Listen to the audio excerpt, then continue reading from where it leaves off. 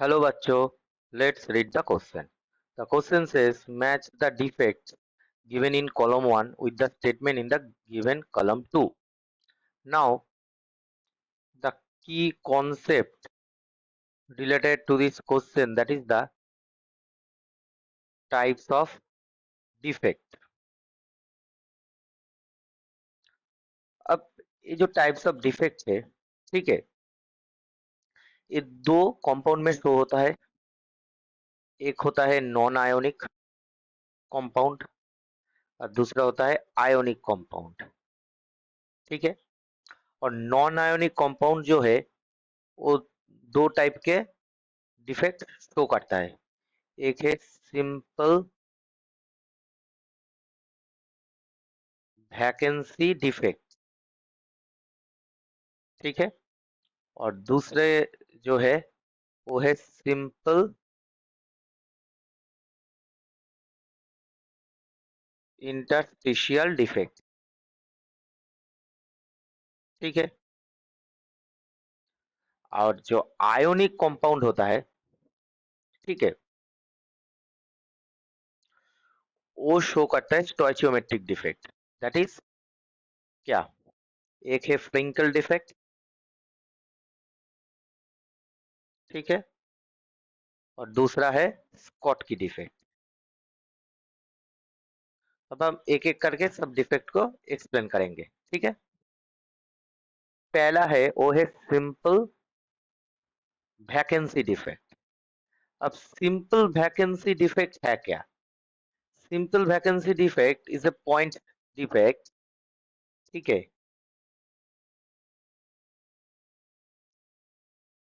In crystal, that is lattice crystal, where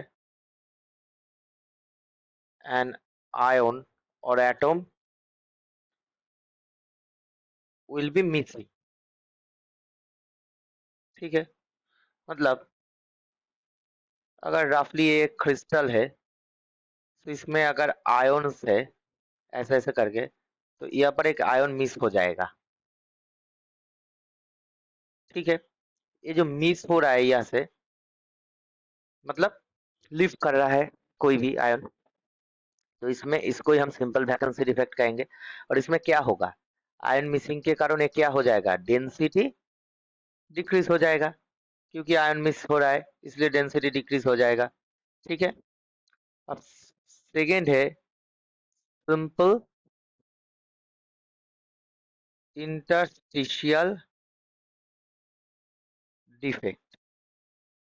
अब simple interstitial defect जो है वो है एन एटम और ion will occupy at the intermolecular space of a lattice। ठीक है, मतलब बाहर से कोई आयन और एटम आके ऑक्युपाई हो रहा है। सपोज एक लैटिस है, तो इसका अरेंजमेंट को लाइक ऐसा है एटम का। ठीक है, ए परफेक्टली क्रिस्टल है, पर यहाँ पर बाहर से आके कोई इंटरस्टिशियल पोजीशन में कोई एटम आ रहा है। ठीक है, उसको हम क्या कहेंगे? Simple interstitial defect. अब इसमें क्या है? बाहर से एटम इंटरस्टिशियल पोजीशन में आ रहा है, तो इसका क्या होगा? Density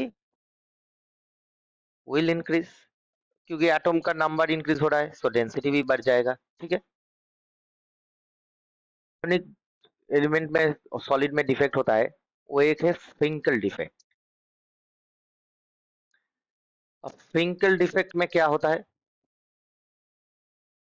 that is the ion और एटम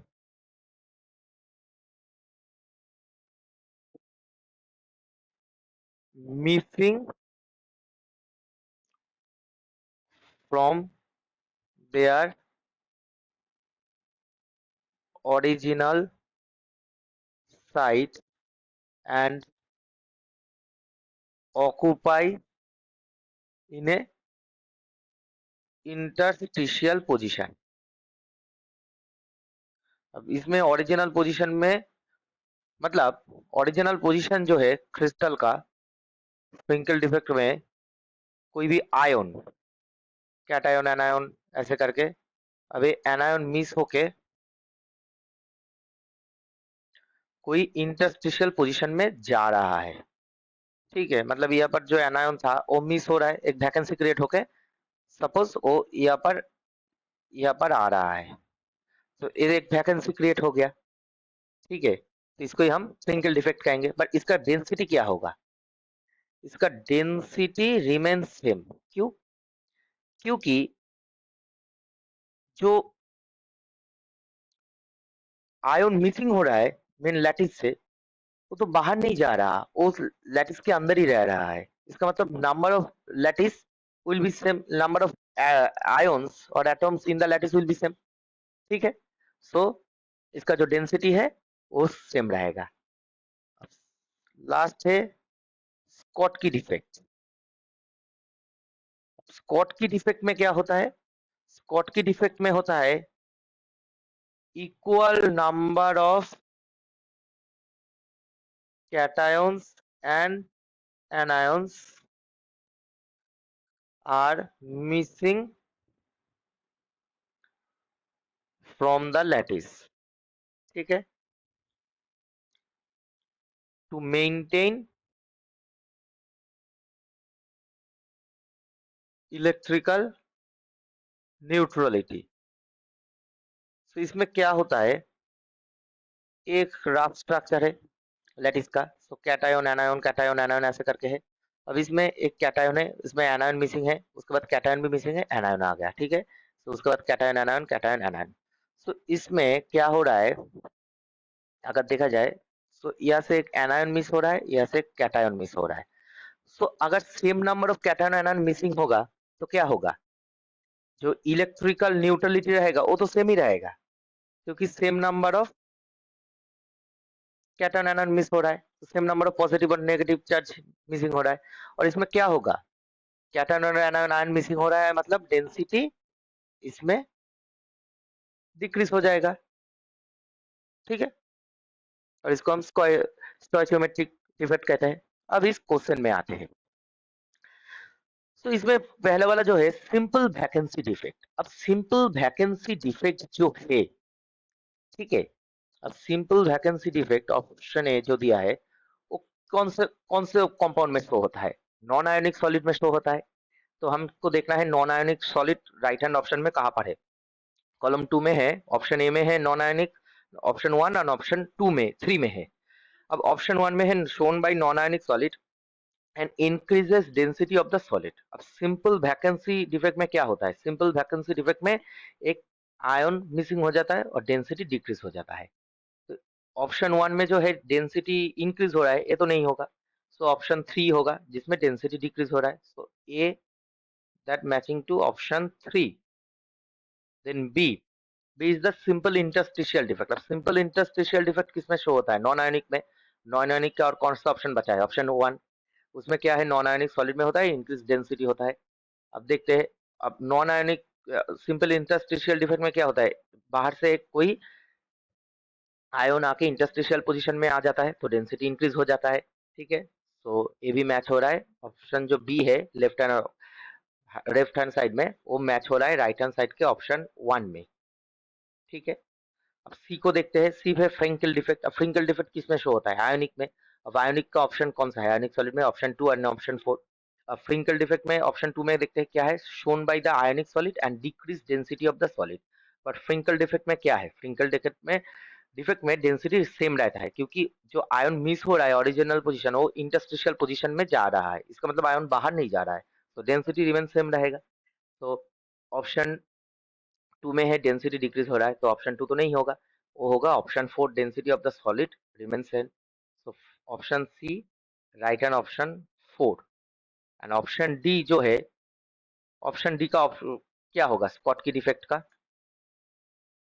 ऑप्शन डी है वो ऑब्वियसली। और कौन सा ऑप्शन बचा है? ऑप्शन 2 बचा है, shown by the ionic solids and decrease of the density. क्योंकि इसमें इक्वल नंबर ऑफ कैटन और एनायन मिसिंग हो रहा है। तो ऑप्शन 2। सो हमारा फाइनल ऑप्शन क्या है? ऑप्शन ए राइट हैंड में 3, ऑप्शन बी राइट हैंड में 1, ऑप्शन सी राइट हैंड में 4, ऑप्शन डी राइट हैंड में 2। तो देखते हैं कौन सा वाला ऑप्शन में है। ऑप्शन सी में ही एक है, ए ऑप्शन सी में है A3, A4, B2, C1, D3। अब ऑप्शन सी तो नहीं होगा, एक एक करके हम चेक करते हैं। ऑप्शन ए में है A1, A1 तो नहीं होगा। हमें ए का जो ऑप्शन है वो ऑप्शन 3 है, तो बी का जो ऑप्शन है उसको चेक करते हैं। ऑप्शन बी में है A3, D1, C4, D2। तो ऑप्शन बी हमारा आंसर आ गया। तो हमारा जो आंसर है वो होगा option B. I hope you will understand the solution very well. Best of luck.